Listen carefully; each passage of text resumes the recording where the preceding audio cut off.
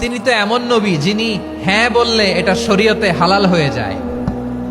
নবীর মুখ দিয়ে যদি বেরোয় হ্যাঁ, নাম, ইয়েস, তাহলে এটা হালাল।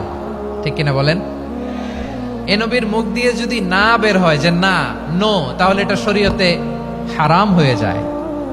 কেমন নবী আমরা পেয়েছি, যিনি হ্যাঁ বললে হালাল, না বললে হারাম, যিনি সাব্বাবা এই আঙ্গুলি উপরের দিকে উঁচু করলে চাঁদ ভেঙে দুই টুকরা হয়ে যায়, যে নবী জমিন থেকে পা উঁচু করলে আল্লাহর আরশে মেরাজে চলে যায়, এমন নবীর উম্মত আমরা হয়েছি। যে নবীকে বাদ দিলে কোরআন বোঝা যায় না, কারণ এ নবীর উপরই কোরআন নাজিল করেছে কে? এ নবীকে বাদ দিলে হাদিস বোঝা যায় না, কারণ হাদিস তো এ নবীর মুখনিসৃত পবিত্র বাণী। সুবহানাল্লাহ পড়েন।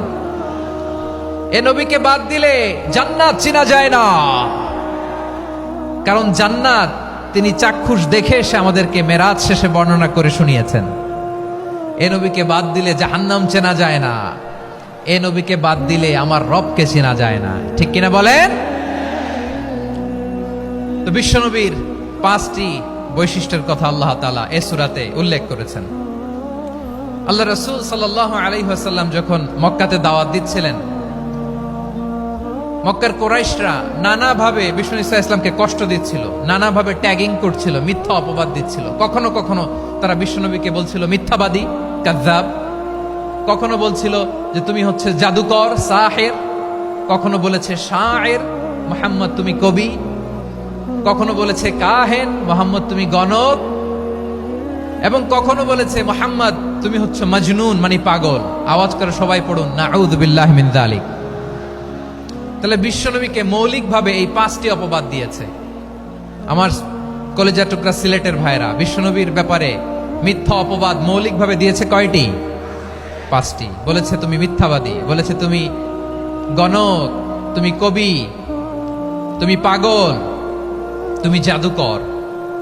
বিশ্বনবীকে যে এই 5টি অপবাদ দেয়া হলো, আল্লাহ তাআলা এটা সহ্য করেননি। এই 5টি অপবাদের বিপরীতে আল্লাহ তাআলা বিশ্বনবীর 5টি চমৎকার বৈশিষ্ট্য উল্লেখ করে সূরাতুল আহজাবের 2টি আয়াত নাজিল করেছেন। আওয়াজ করে পড়েন আল্লাহু আকবার।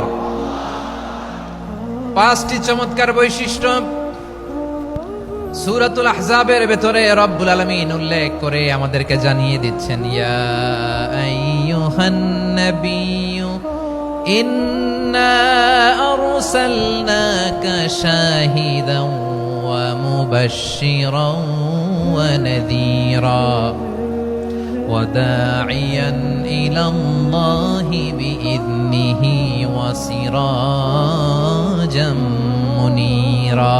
পড়েন আল্লাহু আকবার।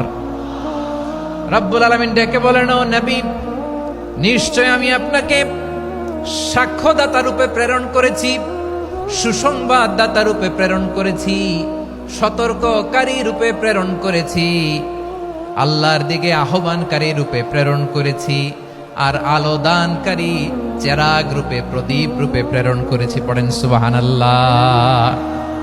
5টা বৈশিষ্ট্য। 1 নম্বরে আল্লাহ তাআলা বলেন, হে নবী, নিশ্চয় আমি আপনাকে সাক্ষ্যদাতা হিসেবে প্রেরণ করেছি। সাক্ষ্যদাতা, বিষ্ণু ঈসা ইসলাম সাক্ষ্য দিবেন, এজন্য শাহিদ।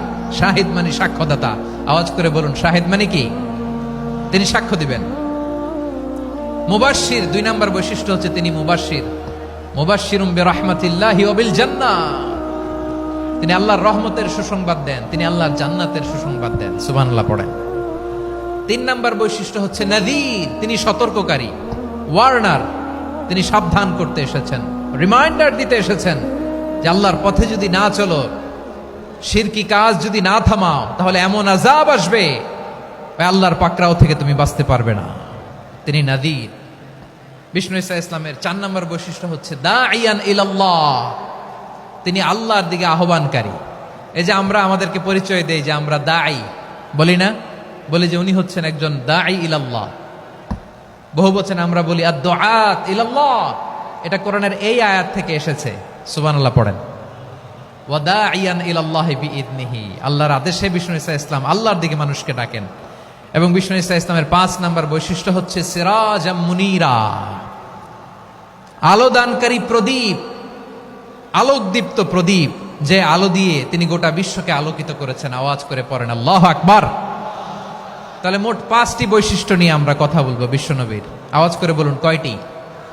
এক নম্বরে হচ্ছে শাহিদ, বিশ্বনবী সাক্ষী দিবেন। কি দিবেন? He will be witness for all prophets and for us. তিনি নবীদের উপরও সাক্ষী দিবেন, আবার উম্মতের উপরও সাক্ষী দিবেন। সুবহানাল্লাহ পড়েন। কিয়ামতের দিন আল্লাহ তাআলা প্রত্যেক নবীকে জিজ্ঞেস করবেন যে তুমি কি তোমার উম্মতের কাছে আমি যা যা পৌঁছাতে বলেছিলাম পৌঁছিয়েছো? নবীরা বলবে আল্লাহ আমি পৌঁছিয়েছি। নবীদের কথা ঠিক কিনা সত্য কিনা এর সপক্ষে তখন বিশ্বনবী সাক্ষী দিবেন। সুবহানাল্লাহ পড়েন।